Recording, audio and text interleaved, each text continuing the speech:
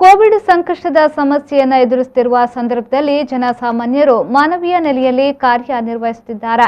ಆದರೆ ಸಂಸತ್ ಸದಸ್ಯ ತೇಜಸ್ವಿ ಸೂರ್ಯ ಅವರು ಕೋಮುವಾದಿ ಮನೋಸ್ಥಿತಿಯಿಂದ ಬೆಡ್ ನಿಗದಿಯ ಹಗರಣದ ಸಂದರ್ಭದಲ್ಲಿ ಆರೋಪಿಯ ಜೊತೆ ಕುಳಿತುಕೊಂಡು ಸಮಾಜವನ್ನ ಒಡೆಯುವ ಕೋಮು ಪ್ರಚೋದನೆಯ ಹೇಳಿಕೆ ನೀಡಿರುವುದು ಖಂಡನೀಯ ಎಂದು ಮಾಜಿ ಸಚಿವ ಅಭಯಚಂದ್ರ ಜೈನ್ ಆರೋಪಿಸಿದರು.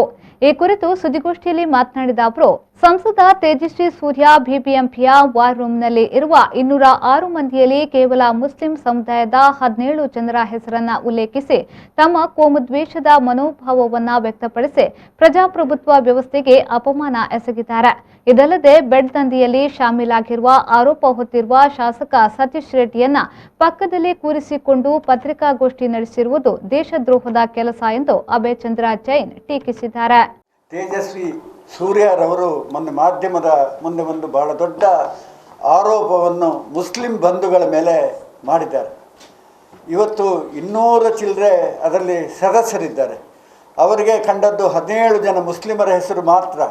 ಎಲ್ಲಿಯವರೆಗೆ ಒಂದು ಘೋರವಾದಂತಹ ಅಪಾದನೆಯನ್ನು ಮುಸ್ಲಿಂ ಸಮಾಜದ ಮೇಲೆ ಹಾಕಿದ್ದಾರೆ ಅಂತ ಹೇಳಿದರೆ, ಇದು ಮದರಸವ ಎಂಬ ಕ್ವಶ್ಚನ್ ಮಾಡುವಂಥ ಕೆಲಸ ಓರ್ವ ಈ ರಾಷ್ಟ್ರದ ಸಂಸತ್ ಸದಸ್ಯ ಮತ್ತು ಒಬ್ಬ ಶಾಸಕ ಮಾಡ್ತಾರೆ ಅಂದರೆ ಇದು ನಾಚಿಕೆಗೇಡು. ಅವರ ಸಂಸದರು, ಅವರ ಶಾಸಕರುಗಳು ಇವತ್ತು ಬೆಡ್ ಬ್ಲಾಕಿಂಗ್ ದಂಧೆಯನ್ನು ಇವತ್ತು ಓಪನ್ ಆಗಿ ಬೆಂಗಳೂರಿನಲ್ಲಿ ಮಾಡ್ತಾ ಇದ್ದಾರೆ. ಇವತ್ತು ನಿಜವಾಗಿ ದೇಶದ ಪ್ರಧಾನಿಗಳು ಅವರಿಗೆ ವಾರ್ನಿಂಗ್ ಮಾಡಬೇಕಿತ್ತು.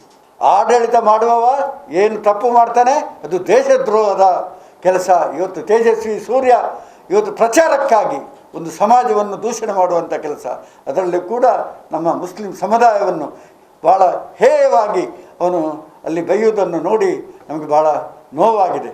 ಇವತ್ತು ಅದೇ ರೀತಿ ಅವರ ಪಕ್ಕದಲ್ಲಿ ಕಳ್ಳ ಇದ್ದಾನೆ.